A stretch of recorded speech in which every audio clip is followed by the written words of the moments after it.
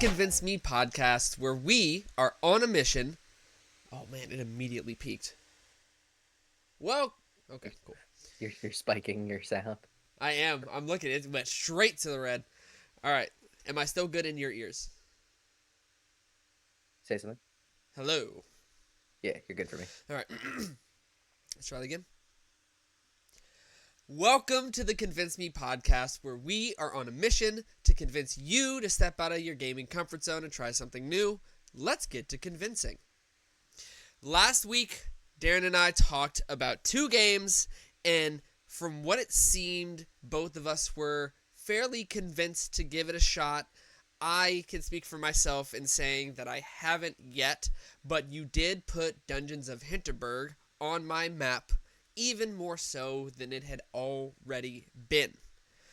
And for me, I tried to convince you of Neon White. Was it enough to convince you to potentially give it a try when you are looking for something to play? So it's definitely in the back of my mind. Full transparency, it was hard enough to even get me to play the game I was supposed to play for this week. What with Avowed being out. Um, so that's definitely taken more of my attention. But That's it's fair. there. It's something to consider for sure. Okay, there's a lot of games coming out. For me, Atelier Yumiya is coming out, and I cannot wait. I'm a sucker for a good Atelier game. However, this week, I will be convincing Darren to try Lost in Random by Zoink. And I will be attempting to convince Ryan to play Eternal Strands by Yellow Brick Gaming. Which is a game that I had kind of seen but wasn't sure about, so I'm actually very glad you did that because, I'm a sucker for a good game that kind of flies under the radar. That's my bread and butter, you know? Yeah, I can truly say I don't think I had seen anything of the game as far as I'm aware. Just it caught my attention and was apparently a new or newer release. So I mean, why not? Fair enough. Fair enough. But before we get too deep into that, Yeah. as always, we start off every episode with just a live check-in and some updates. So for me, I'm not sure I'll have any stories that will compete with the stories that I've given the last 2 weeks. However, those who know me know I may or may not be a huge Pokemon fan.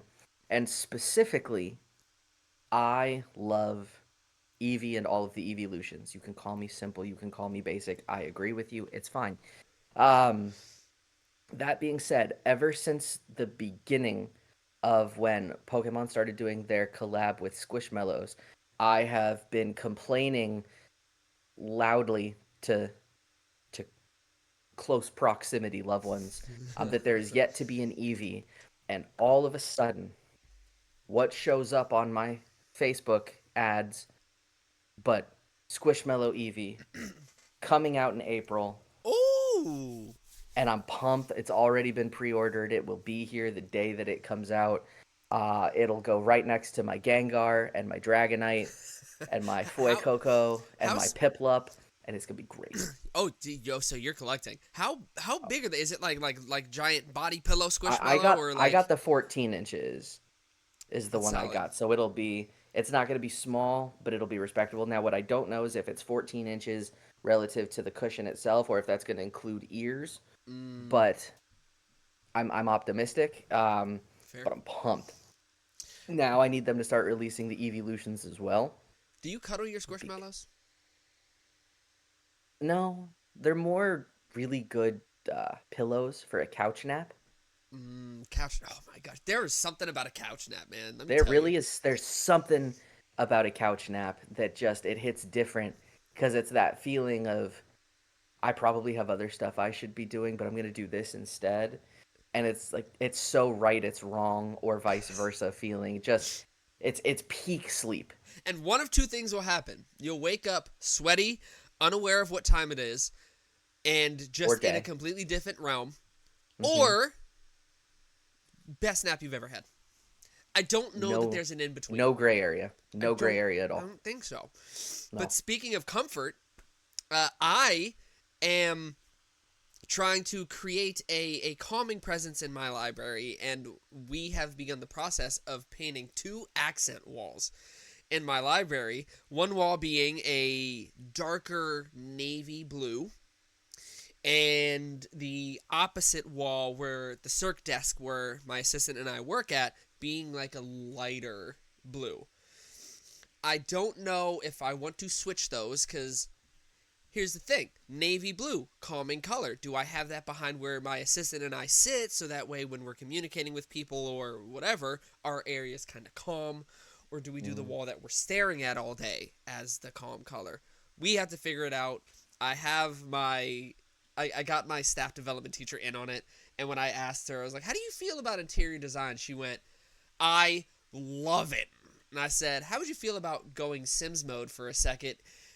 Literally 2 hours later, she comes to me. So, I was on Pinterest. She pulls up swatches of colors that could complement each other on our library wall. And I was like, all right, yeah, I picked the right person. So, that's it's exciting. Not anything funny. It's just it's exciting because, interior design is something that's fun for me. I'm not great at it, but it's fun.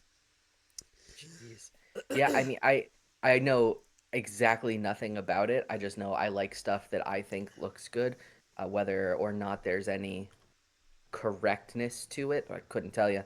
Um, I think if you're supposed to have a dark accent wall, it's supposed to be in a place that just receives a lot of light because otherwise it can really bring down the tone of the room. We have so many And I windows. know nothing about the lighting of your library or the windows or which direction the windows face relative to the sun. So, I mean, I have absolutely no say in this. I just know that sometimes it can make the room feel real dark, which is why my mother would never let me paint 3 out of my 4 walls black when I was a kid, which I'm still upset You were about, that but it's kid. okay.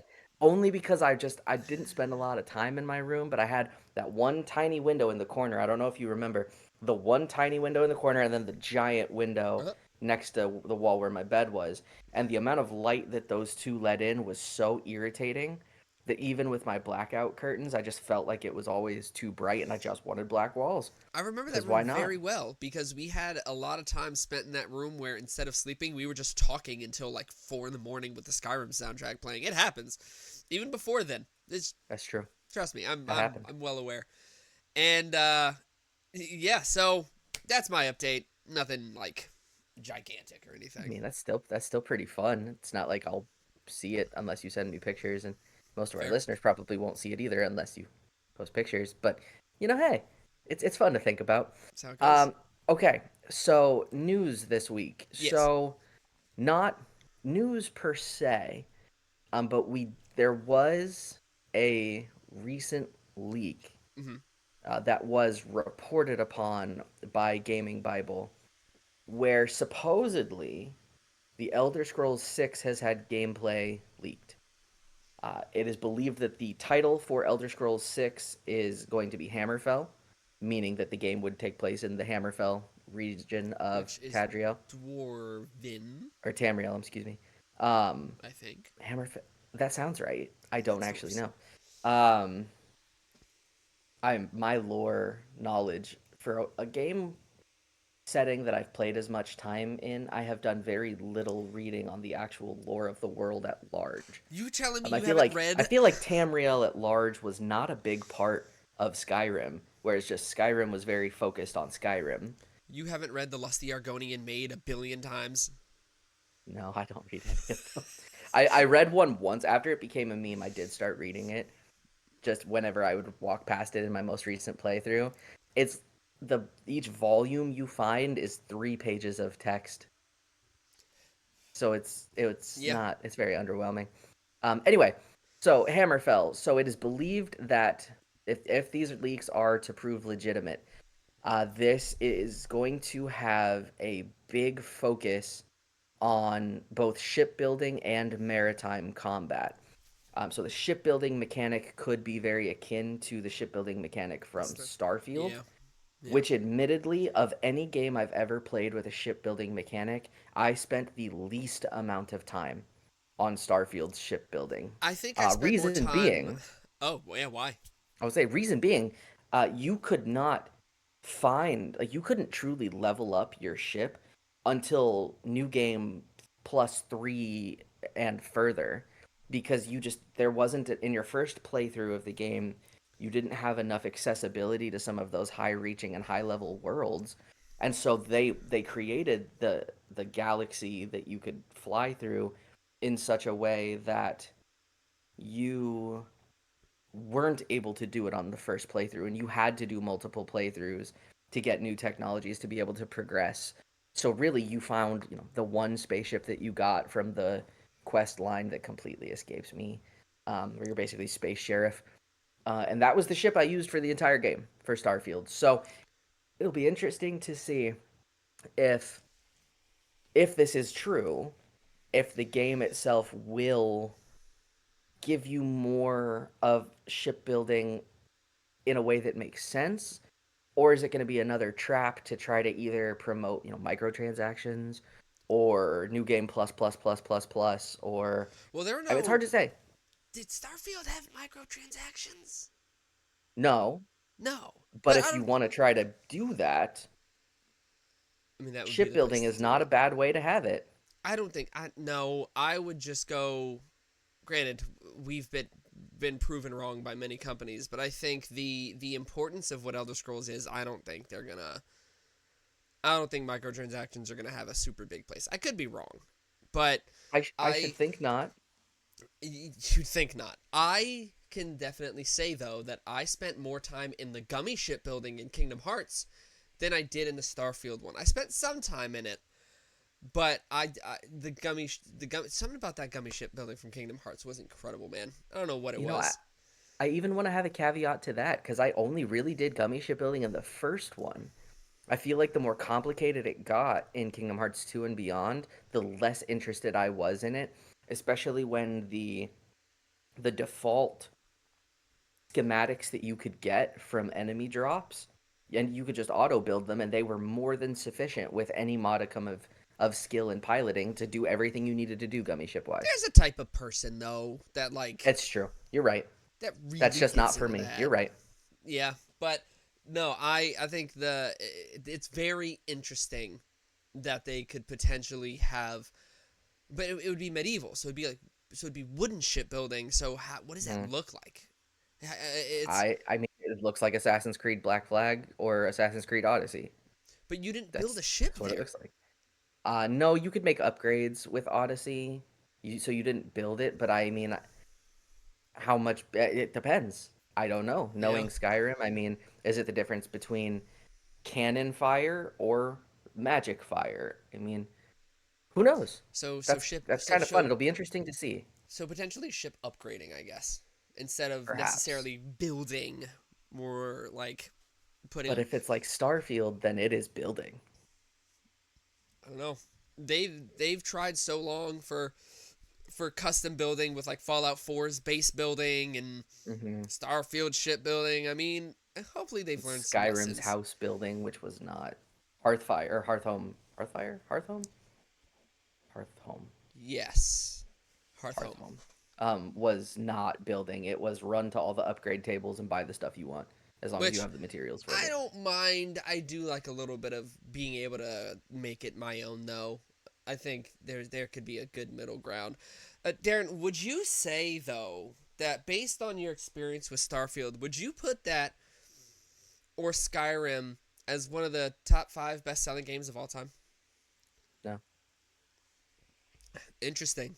Do you think no. you could tell us the top best-selling games of all time? Not series, individual games. We're Top going to five? find out because we're going to move on to our trivia section, which this week is going to be replacing our question of the week. So I wanted to start a section where we could kind of quiz each other, right? To figure out what exactly do we know about the gaming landscape and how in touch are we with it. So here is what's going to happen. I'm going to ask Darren a question, and he's going to do his best to see if he can get it. The question of this week is, what are the top 5 selling games of all time? Not series. Top 5 selling games. So, Darren, what do you think the top 5 selling games of all time are? I will give you hints. Okay? I will give you one hint for each game if you need it. Okay. So So I let's do see how you believe do. at this I do believe at this point the highest selling game of all time is Minecraft. Okay. I believe that's been the case for at least the last 3-4 years. I believe it stepped into the highest grossing title of all time, passing That GTA 5, which I believe is number 2. you have the top 2. Well done. Minecraft has sold 300 million. GTA 5 has sold 210 million because it's been Is this released. units? Yeah. Hmm. Because GTA 5 has been released on everything at this point. Goodness gracious, I mean, two so has generations Skyrim, of. which says enough, right? Sure. All right, so Minecraft and GTA are number 1 and 2. Please Uh, continue. both of them, I believe, dethroned the OG classic, which I do believe is Tetris. Oh my I'm pretty sure gosh! Tetris would be right up there. Look at you Um, go. That is number 3 with 100 million. So from Tetris to GTA, it goes from 100 million to 210. That's crazy. I mean, it says a lot about just what gaming has been. At this point, to be fair, if we're talking about sales, Tetris has been free for so long. But I mean, if we counted Sure. downloads onto these figures, especially with things like Tetris 99 or whatever it was from a few years back, where it was like Battle Tetris, or if we took into account all of the Tetris knockoffs, I mean, I'm sure Tetris is inspired more than anything else on this. Still may not pass Minecraft though. I don't know. That's crazy. Okay, Number 4. number 4 Gosh, you've got is them in where order things too. get a bit muddy for me. So if I had to guess, Mm-hmm. just based on kind of how you had to acquire it, because it just came with consoles, and we know it's one of the highest grossing console sales of all time, I would say Wii Sports. Hold. Did you look this up? You cheating No, out here. no. That But is I do number remember 4. when Wii Sports sales numbers were getting crazy for a while, and they were talking about it passing Tetris back, or almost passing Tetris back in Not quite passing. 2009, I think, is when they 80, were having those conversations. 83 million. So we have 300, 210, 100, 83. So you have the top 4 Jeez. in order, you Okay. madman. What is the 5th best-selling video game of all time?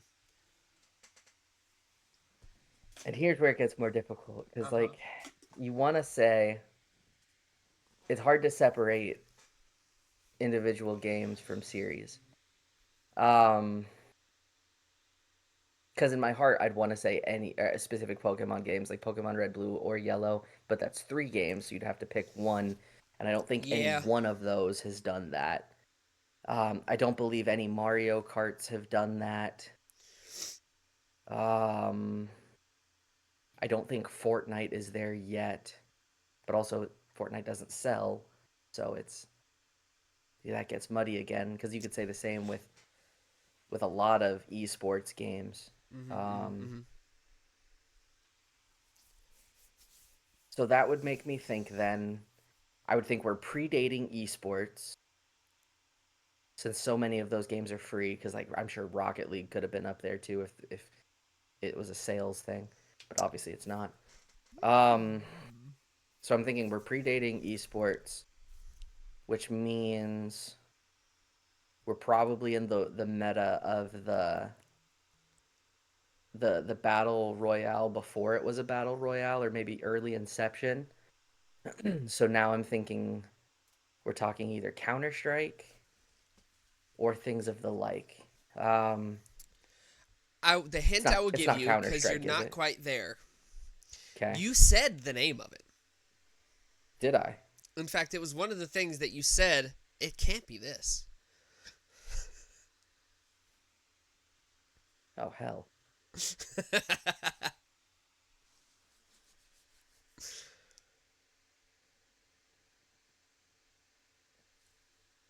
Is it Mario Kart? Which one?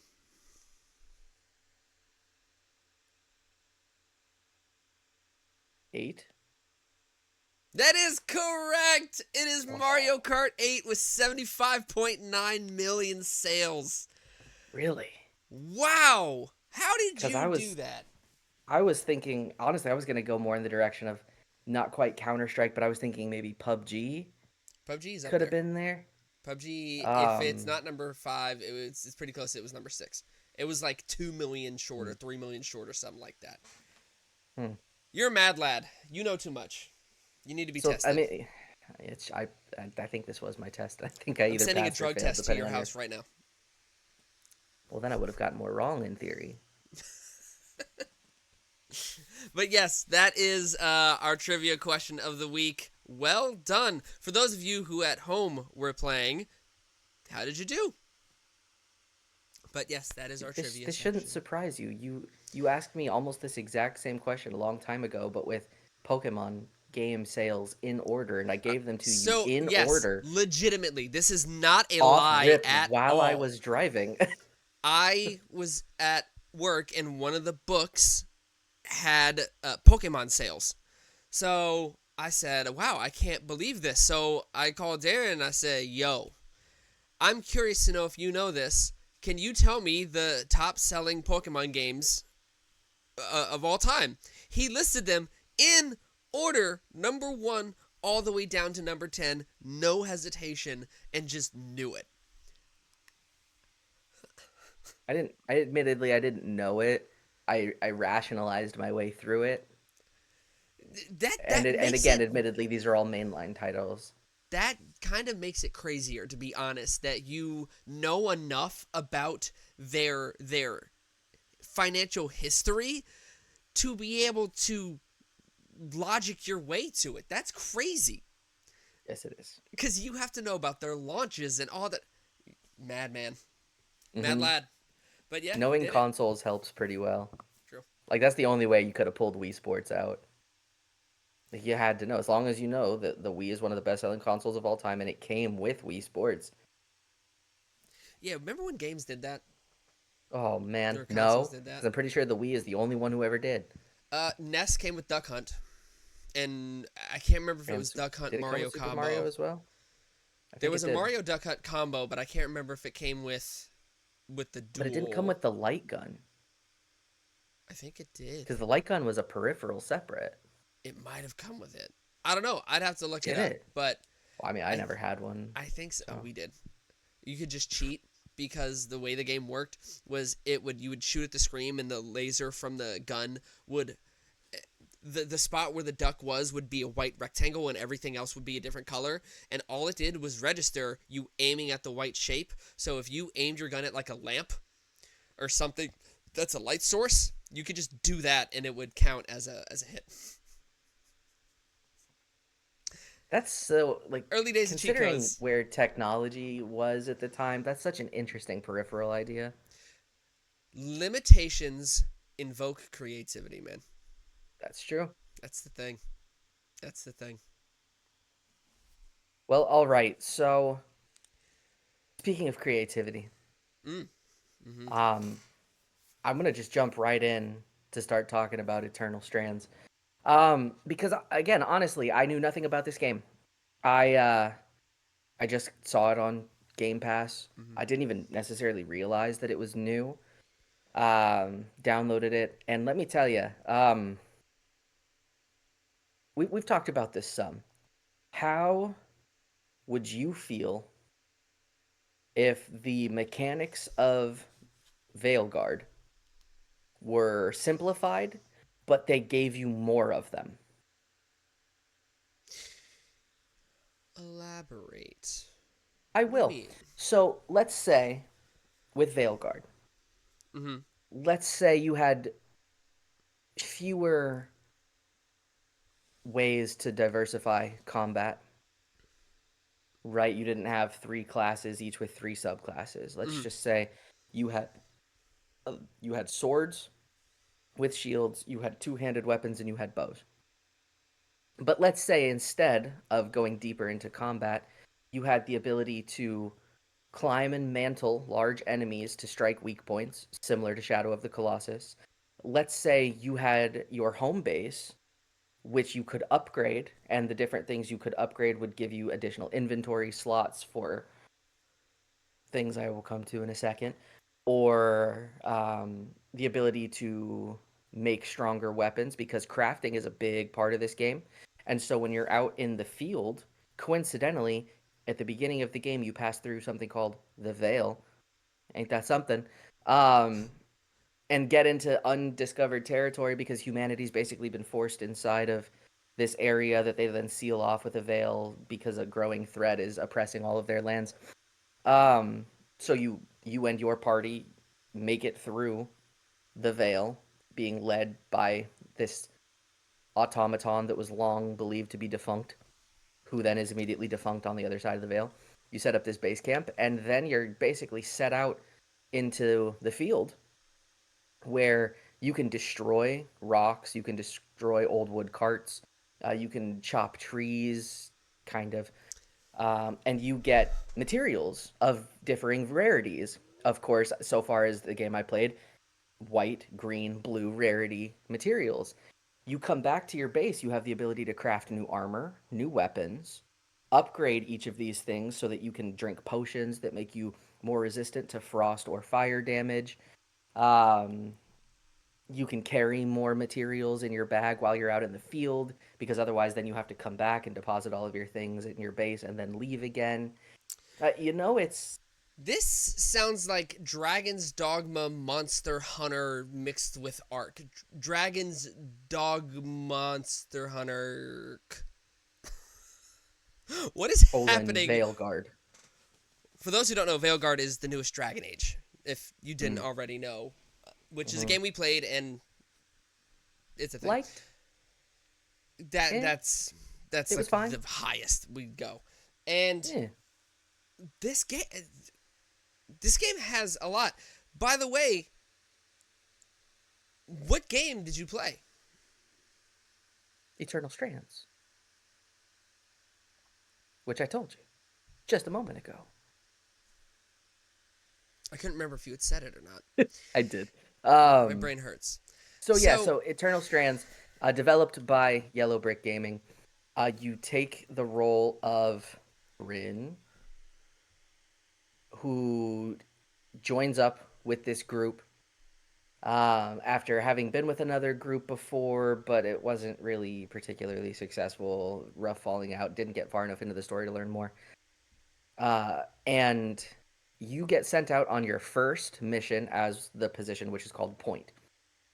And when you play as Point, you are the one going out and exploring unknown wilds, trying to gather materials back for the camp, um, gather things so that everybody can survive in the world that you live in. But of course, as always, something goes wrong. yeah, You end sure. up finding, like I said, a long defunct automaton that is somewhat shaped like less exciting Count Dooku. Oh, Um, good reference. you early on you have two different magical powers. One gives you the ability to grab objects in the field and fling them at stuff, so you can either interact with the world that way or throw things at enemies. And then the ability to produce ice walls, which again has its own combat mechanics. Um, but as you proceed through, you get attacked by just this giant, super dope looking dragon. Dragons are cool. Dragons are cool. Right off the bat, immediately facing a dragon who's just raining fire down through the area, and you're running through. You find the automaton. You basically try to generate magic to ice wall to protect yourself from the fire the dragon spitting. Automaton wakes up, leads you through this veil, which normally you can't get through because it will absolutely destroy organic matter trying to pass through it. You end up on the other side from places where humanity hasn't ventured in many, many years into this camp area, which now becomes your base. And from there, each Hmm, time you leave camp to go explore, you just get a little bit farther from camp. And you're going to set up these gates, which you can effectively fast travel to so that you don't have to run back through everything the whole time. sure. There's time passing mechanics involved. Different enemies spawn in different places at different times of the day. So you have the morning, the afternoon, and the night ability to explore. You can also rest at camp to just proceed to the next day or the next time period, but I believe it's always to the next day. Upgrading your base, combat, very simple. You do have a dodge roll, it's okay. I do think that honestly, for everything I did, combat's probably the worst part of this game, which is not to say it's bad. It's just very simple. It's press X, hit hard, hold X, hit harder Sure. for a charged attack. Heavy attack? Not really. That's more your charged X is your heavy. Mm, okay, so what are Um, the other face buttons doing? So X is hit. What are the other ones A doing? is jump, Okay. B is your roll. Mm-hmm. I don't know if I got far enough to know what Y did. To be completely fair, Y is usually how you're interacting with the world around you, though. Y So there is may not interact. be Y. Y is interact, so it's how you talk. Um, Interesting. I made it as far as the first boss, which is really very much a tutorial boss. You climb, you press Y on the boss when it's trying to shake you off. So that may be why there isn't an immediate function to it. Sure. But I'll tell you, it's a game. As far as I got into the game, there's so much potential here. And I will say that the soundtrack, again, is very good. The cutscenes look, again, I don't know how I keep finding this, but the cutscenes look to be animated by hand. I don't know That's if that's true, so cool. but I say that because in the cutscenes themselves, you have that very distinct frame jumping that looks like how hand animation used to be because you just move the picture ever so slightly to Right, create right, motion. right. Um, I will say though, depending on your perspectives and opinions, at any given point in the game, there's three different art styles because the cutscene art style is different from the overworld art style, which is different from the I'm having a conversation with a party member art style, Is and it, that are the conversations like cutscene? Is it like character picture with dialogue next to it? What are the conversation scenes like? so conversation scenes typically are character picture with words, but the character picture is very flat, 2D, whatever. The overworld very 3D, very character modely. The cut scenes full hand drawn animation style.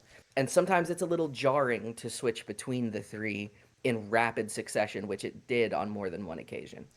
Top down or over the shoulder for regular camera? Over the shoulder. Okay. Pretty much the modern third person action RPG camera Okay. that you would expect.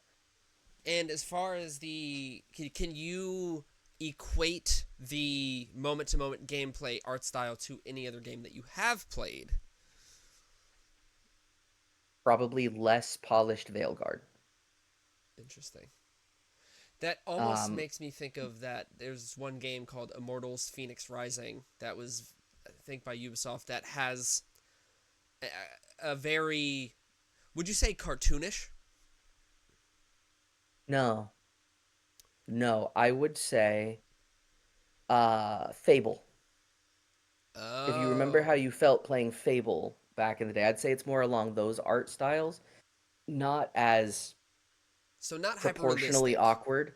No, It's not going hyper for, realistic. okay, so it's going for art direction instead Mm-hmm. of trying to make it hyper realistic.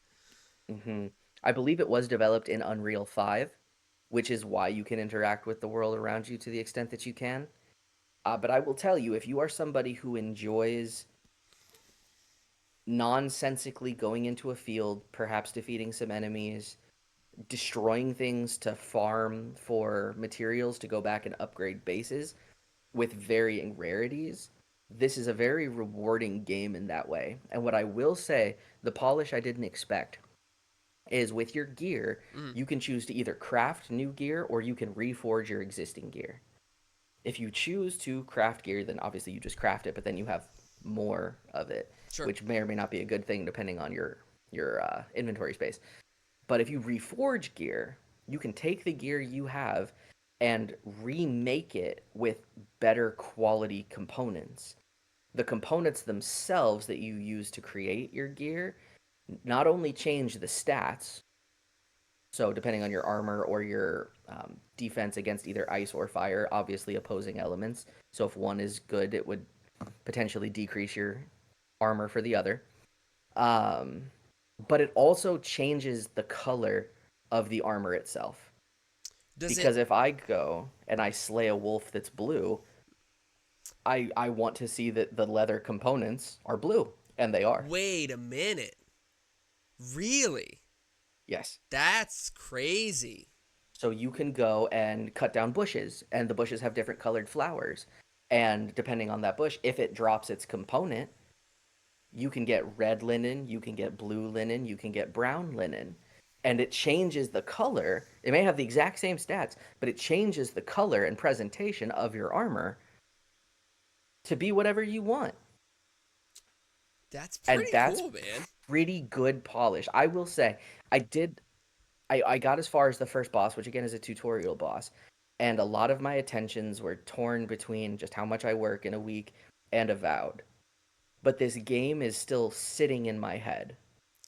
And I looked at Haley yesterday before I put it down Mm. and picked Avowed back up and said, if I had started playing this game longer ago, before Avowed was on the horizon, I would really want to sit down and enjoy playing this game.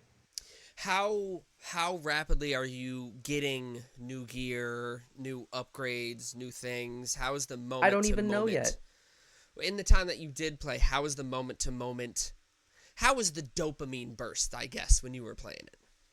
Well, the dopamine burst is as frequent as you'd like. You simply have to be willing to spend the time to go walk up to stuff and hit it and try to break it down because an enemy is able to drop you white components just about as much as it's able to drop you blue components. And where the Okay. loop gets you and why you want to do it is that eventually you can increase your inventory space so you can just go and collect more materials in the field. Makes sense. Which means, and so there's even purposes for your white and green tiered things as you acquire more blue materials because you can break them down, and your ability to Yeah, upgrade makes the sense. different components of your base, you convert the white and green stuff to those materials to upgrade those things. So it's always worth it to pick up white and green materials because you'll use it to upgrade your camp.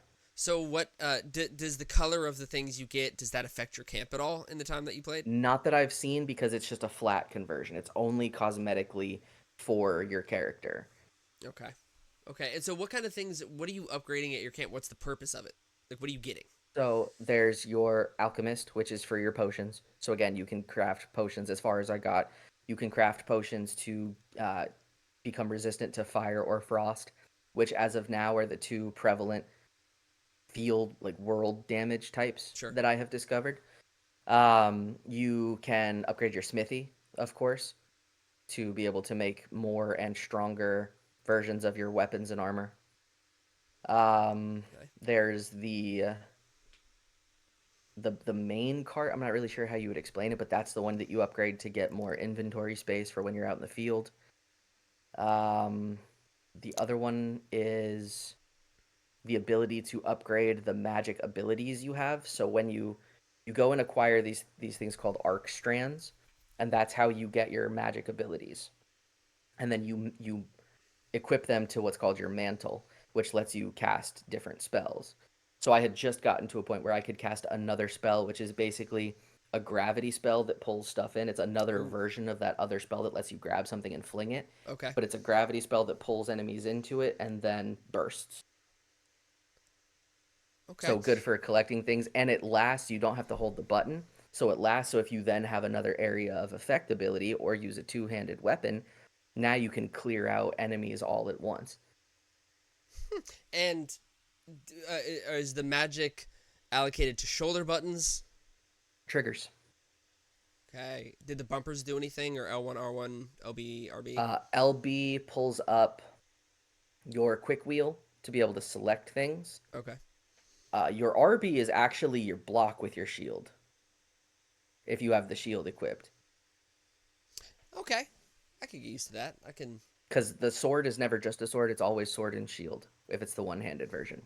Are there different kinds of weapons, or was it pretty much upgrading I sword? I only got as far as sword, but then I also have a bow, and eventually there is a two-handed classification of Okay. weapon. So Okay. you'll and which you will be able to switch between all of also through that menu you open with LB. Do you think you got all did it seem like in your base menu that all the buildings you had were what you're going to have through the game, or did it seem like there was space to potentially get more? There's absolutely space to get more things. So much space. And Okay. that's where this game has a lot of potential because you're on the other side of this veil for the first time in anybody's active memory. If there are still people who exist outside of the world, which it has been hinted at, then you could potentially find entire villages of people who may want to come with you. That sounds like fun, man. You just know, you know where to get me, man. The moment you said base building, I'm like, all right, I'm there. Hmm. I'm a With sucker like for a good base with building, man. decent characters who are actually all distinctively different from each other. How many people did you meet in where you got to? Six, Okay, six, six sounds right. not bad, not bad, not bad.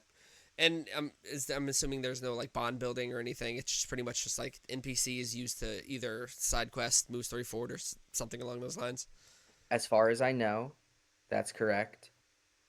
Which is not to say that there isn't, but if there is, I had not gotten to that point yet. Sure. Okay. Man, yeah, no, I've seen Eternal Strands, but I don't think I've ever seen a second of gameplay for it. So yeah, I mean, it's now that you've mentioned it, it's standing out to me more, and I didn't realize how deep it was gonna go. Do the systems feel like they could go deep, Yes. or does it feel like Monster Hunter Light? No. Um.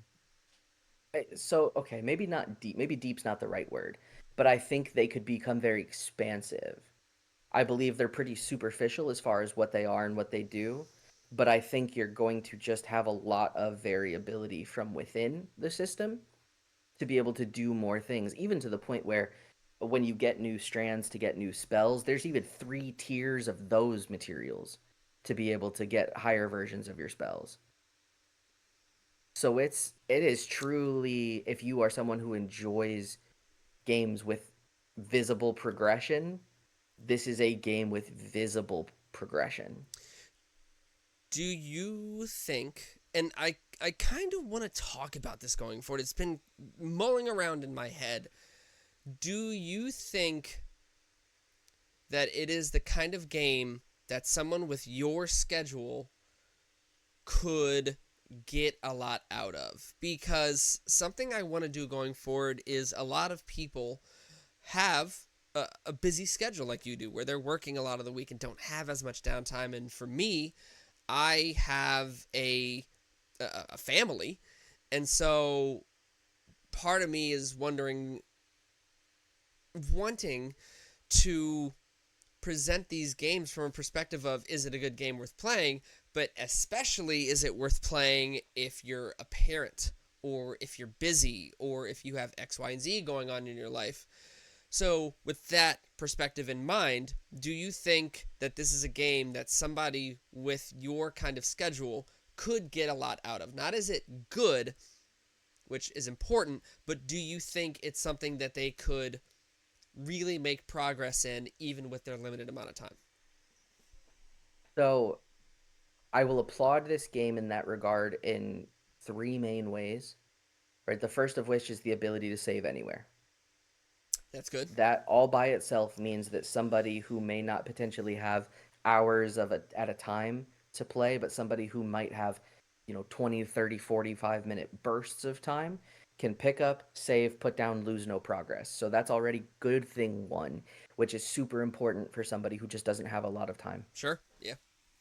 The gameplay loop, as far as go out into field, do whatever quest is demanding of you. But even if you don't do that, go out into field, defeat enemies, cut some stuff down, gather materials, come back, can be as short or long as you'd like. And even has the ability that if you're in the field, you can be pulled back to your home base instantaneously, but you can't bring everything with you that you went out and collected. So that's the trade-off with that. But you Right. can, if you're going to run out and collect a couple things and come back, you have 20 minutes to do it. Do it. What So you about can make your gameplay loop as short or long as you'd like. what about lore and story? Is it one of those things where if you don't play for a week, you're going to forget, "Oh, what was I doing? What happened? Who's this person? What's that?" How is everything presented to you to kind of to keep that in your head, I guess? Well, I mean, you have a log with access to everything at all times. So you can go back and refresh yourself for things that have happened and the things that you know.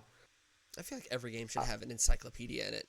You know, like at this point, it should, at least the games that we play, because we do tend to play larger scope games, yeah, which is, I think that's a very aware thing to do. Players don't, like, the older you get, the less time you have.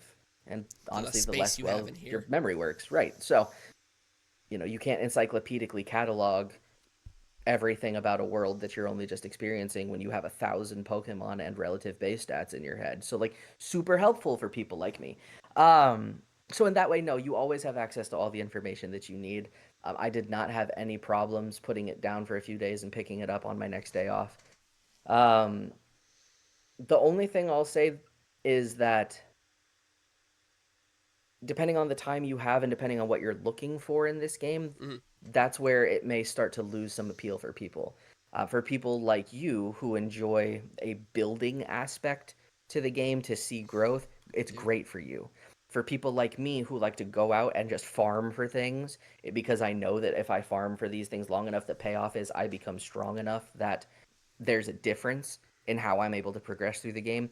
It's great for me. Outside of those two, combat itself, if you're somebody who wants to go out and play something with incredible like action RPG slash or hack and slash mechanics, you may get tired pretty quick. And that's just a thing, Sure. right?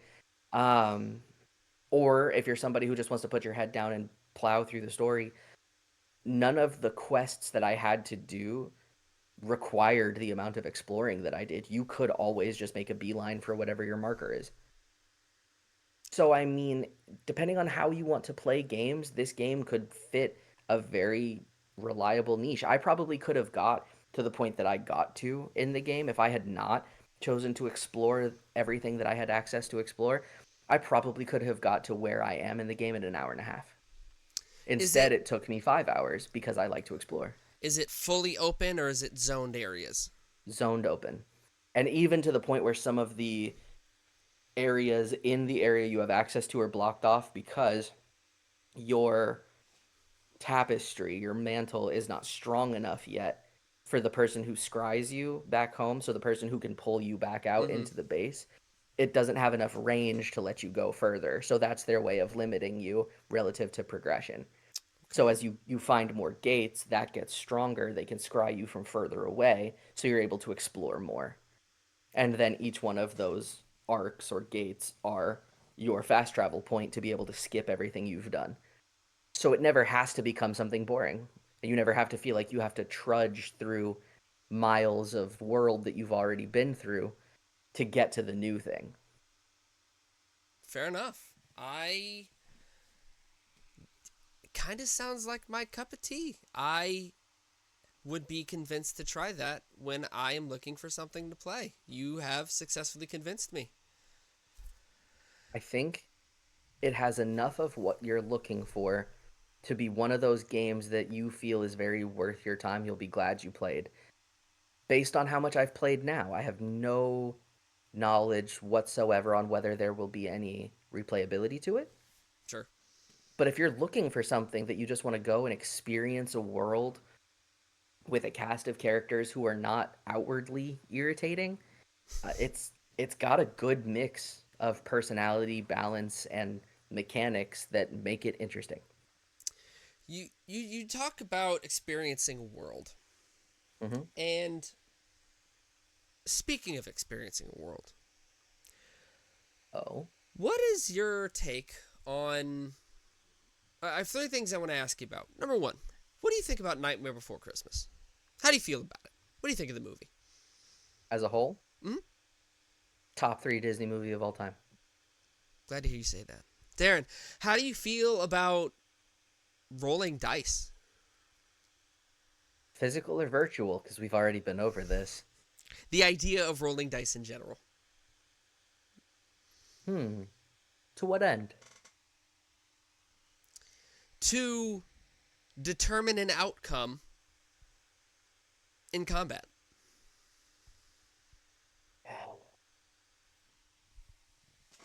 Man, so I love tabletop RPGs. You know this, audience. You're also now learning this. I like it in real life. It remains to be seen on how fond my affinity for it is in a game setting. Last question I have for you. How do you feel about deck games that involve building a deck of cards? Oh man. All right. So, okay. Listen. It can be done incredibly well, or it can be Kingdom Hearts Chain of Memories. I really enjoy it. I love deck building. I 100% was a Yu-Gi-Oh kid. No questions asked. I loved it. Mm-hmm. Old Yu-Gi-Oh, like original Yu-Gi-Oh. None of Mm-hmm. this new nonsense that the game has become. That's abysmally abhorrent. But Fair enough. time Fair enough. conversations for that. But no, So deck you building, like deck fantastic. Love building. it. Go. What if I I told do. you there was a game that combined all three of those things? Depending on what the dice were, I'd be interested. Let me introduce you to the world of Lost in Random by Zoink, who I believe now goes by Thunderfold Development. They have made, as far as I'm aware, 2 games that stand out to me. I don't know about any of the others, but the one that I have seen before and never played is called Fee, and the other one is called Ghost Giant, of which I Fee. believe was a PSVR title, I think. But they have some pedigree, they have some experience, and Lost in Random is a game that takes place in the world of random. And there's a reason that's what it's called. Dice determine everybody's fate. There are 6 worlds, and when you turn 12, you roll a dice. Hate A that. 6-sided dice, and that 6-sided dice determines what you're gonna be. Whether it's a oneer who lives in the absolute slums, or a twoer who goes to Two Town, and I believe it's Two Town, and in Two Town, you either have one or 2 personalities, and there's a dice that's rolled every so often that determines which personality you're going to have, or you could be a 6er who lives with royalty, who lives with the queen. Dice determine what you're going to wear for that day. It determines what you might eat for that day. The dice determine everything. Does that sound terrifying to you? Because it's not a choice. That's just what life is. That's the world of random, Darren and dear audience. Lost in Random is a game that is very reminiscent of Tim Burton's, honestly, I'd call them masterpieces. Tim Burton has so many good movies. Specifically, not even just Nightmare Before Christmas, but all of the stop-motion movies that Tim Burton has been involved in. There are 2 sisters named Odd and Even, and at the beginning of the game, you're just playing with some friends. You play as Even. And when you are finished playing with your friends, you get back to the main village, the village square. And your sister, who turned 12, has to roll the dice of fate. She rolls the dice of fate, and it lands on a 1. If it lands on a 1, that means she stays with you and your family. And you guys have you have your sister with you and your mom and dad. So the dice rolls and lands on a 1, and then by some stroke of fate, the dice flips over to landing on a 6. Which sounds like a great life for her. But the queen has decided that she is going to take your sister from you, strip her out of your hands, to go and live with the queen. A couple years pass, maybe a year, and you get visited by visions and dreams and this random ghostly figure. And your dreams tell you that your sister is in deep trouble and needs help. And your job is to go to her and save her. And that is the main plot of Lost in Random. The story opens with a very Nightmare Before Christmas style opening with the deep narrator voice and the oboe and flute and everything playing in the background. The music sounds just like something Danny Elfman would make. The characters in the world look like they were ripped straight out of a Tim Burton production. The perfect level of creepy, but also whimsical that you just expect when it comes to Tim Burton. How does it sound so far? What do you think? Save the cheerleader, save the world. Got it. I will say the feel of the world had some moments that were so genuinely creepy. For those who don't know, I am in a very weird place when it comes to scary things. I am so interested in the macabre, in dark things, but I'm too much of a pansy to watch horror movies, and it is purely by virtue of jump scares. I cannot stand jump scares. I hate them, hate them, hate them. But I love things that are creepy. And I think Tim Burton, that's why I love his movies so much, because it's that level of creepiness, but you don't really have to worry about jump scares. And if you do, it's pretty telegraphed. And they're also kind of designed for kids. But that is the world of Lost in Random. Now, the question is, what is the game play like? So, the gameplay loop of Lost in Random is Even has a slingshot. And there are monsters. The monsters get these crystal growths that grow on their body, and your job is to shoot the crystals to make dice energy pop out. You pick up the dice energy, and it fills a deck on the side with energy, and when that energy is filled up enough, it flips a card. When you flip a card, you have a friend on your back. His name is Dicey. He's a 6-sided die who's missing some of his pips when you first meet him. When you first meet him, he only has two sides, a 1 or a 2.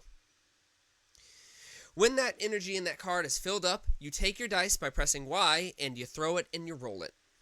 Whatever number Dicey lands on is how many dice points you have to spend on a card. So when you get those dice points, you can call on a card that has been drawn from your deck. And some of the cards are a sword. The sword has durability, but if you roll your dice while you have the sword, it will refill that durability if you draw the sword again and also make it stronger. There's a bomb that you can call and shoot out, and when you shoot it with your slingshot, it explodes to deal damage. There's a great hammer that you can use.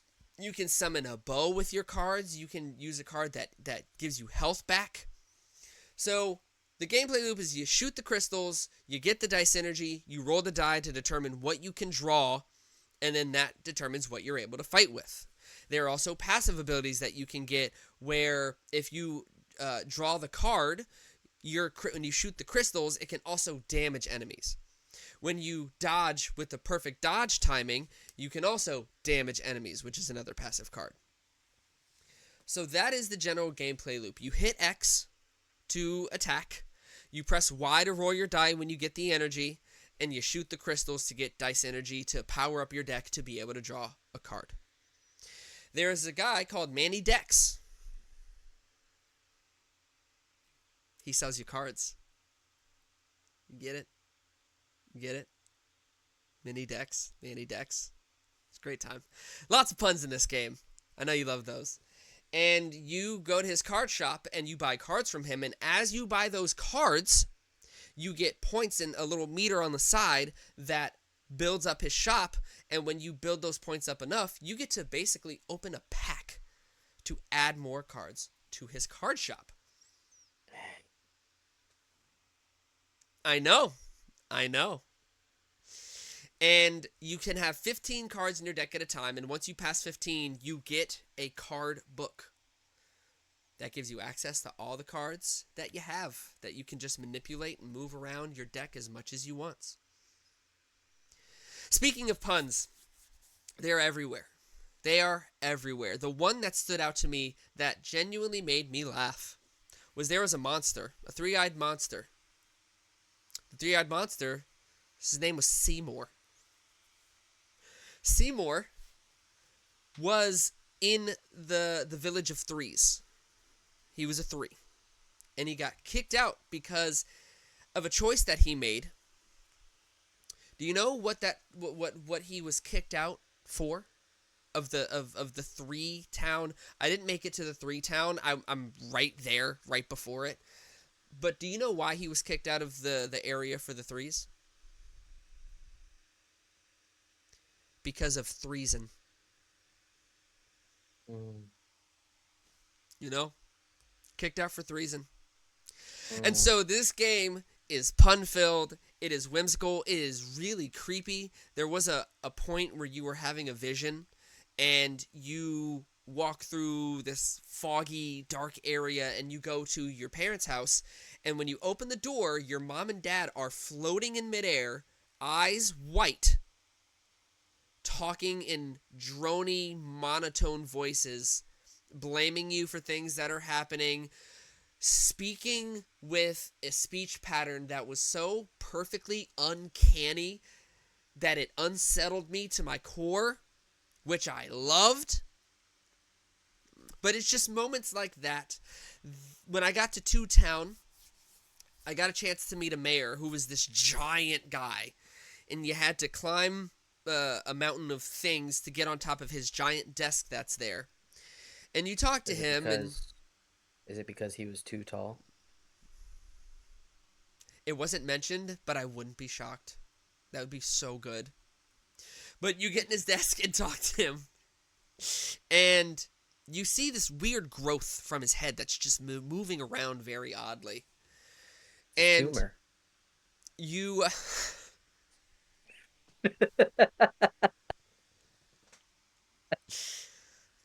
Man. You're welcome. You shouldn't have done this. You're talking to him, and he says the other guy. You're like, who's the other guy? Oh, the other guy is Royam. And it's another guy who grew out of his head, and there's another 2 Town that Royam wanted to build that is now upside down right above 2 Town that you're in. And you have to take an elevator to go and talk to him. Darren, what's Royam spelled backwards? Mayor. You know?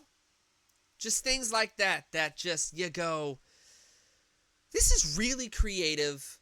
I love this, but goodness is it creepy. There are side quests that you can do to get certain things. On a side quest, the name of the item I got was so left field that I can't remember the name. It was like Gubble Grupper, I think is what it was called. And you get the Gubble Grupper when you do the side quests, and the description or somebody basically says, like, I don't know what it's for, but you can really gobble some grups.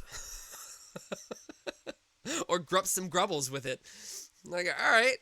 There was one character that gave you a side quest, and it was one guy with a head facing this way and a head facing that way on one body, and they were, I'm blanking on their names.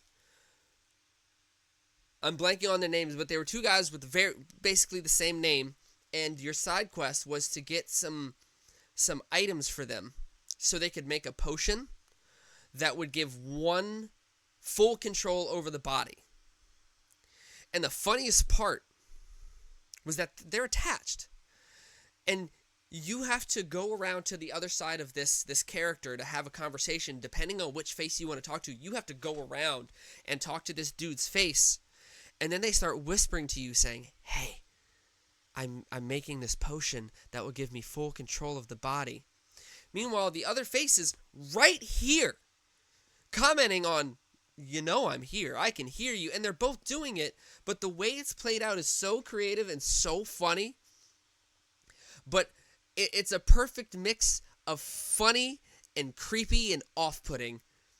And again, I loved it because I guess I'm a weirdo. But that is the general world of random.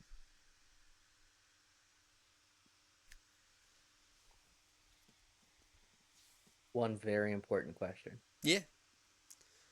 Can I farm to grind out levels at the pack shop? I kind of want to say yes, but I don't know for sure, because all you need to get levels is you need money to buy cards. So you might be able to farm coins, but I don't know for sure. I didn't go back to see if combat reloaded or whatever, but as long as you can get money, you can buy packs.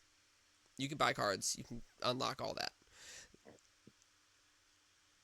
I forget what the three categories. There's three categories. The ones that are coming into my mind are hazard and cheat. As you know, I can't remember that what if the I were third to is. pick up this game, I would just grind out the pack shop until I had everything. You could try. I don't know how possible it is, but you could try.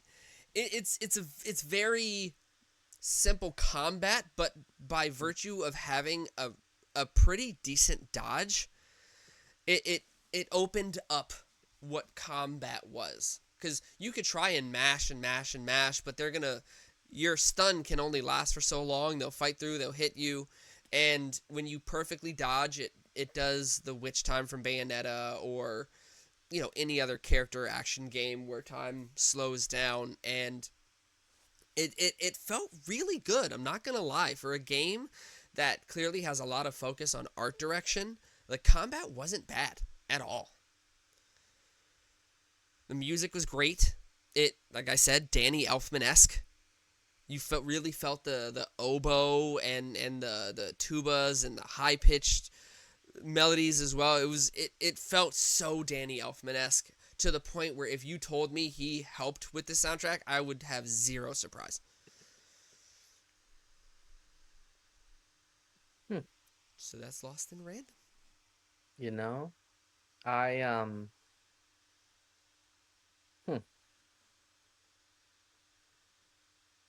that's probably the most interesting game you've told me about so far. Yeah. Depending on how creepy it is, of course. I also not a fan of anything horror, truly. So I'll put it this way. Have you seen anything Tim Burton was involved in that wasn't Nightmare Before Christmas, Frankenweenie, Corpse Bride, like stuff like that? I think Tim Burton was Frankenweenie. So, yes. Could Could you make it through those movies? Did you make it through them? Of course. The level of creepiness in those movies is, or perfect movie. If you made it through this movie or you enjoyed it, then this is right up your alley. Coraline. Have you seen and did you enjoy Coraline? Well, I have, because we watched it together. And of course I did. That is about the creepy level of this game. Oh, real creepy. We don't need to talk about the other mother. It's like being afraid of the giant rhino storm cloud in James and the Giant Peach. That is a whole conversation we could have.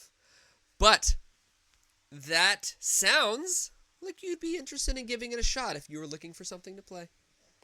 I do believe I will. Put her on the list.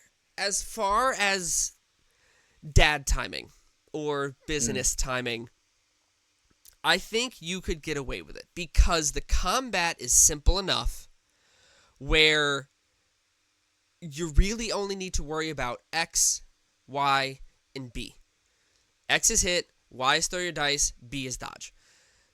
And then LT and RT to aim and shoot your slingshot. But you're not gonna forget the You're not gonna forget the combat. You're not going to. There's a quest log for the quest that you're doing. You have a ghost that appears that essentially is your breadcrumb trail to tell you where to go.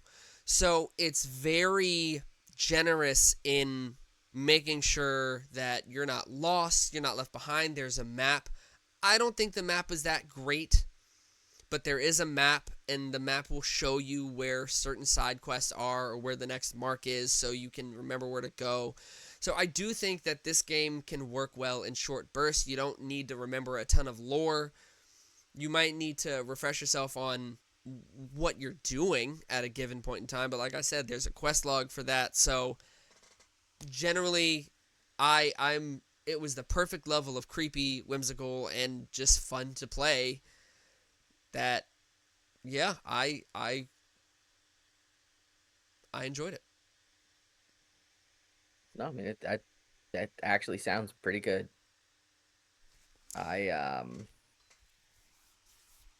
Yeah, All right. I'm in. Yay! And with that said, it is time for us to wrap up. Fun fact: we have an Avowed episode coming out in a few weeks.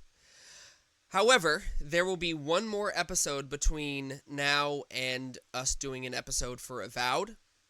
I will be convincing Darren to try Cassette Beasts. It is the second game by, I want to say, Bitten Studios. I don't think it's Bitten. It might be Bitten.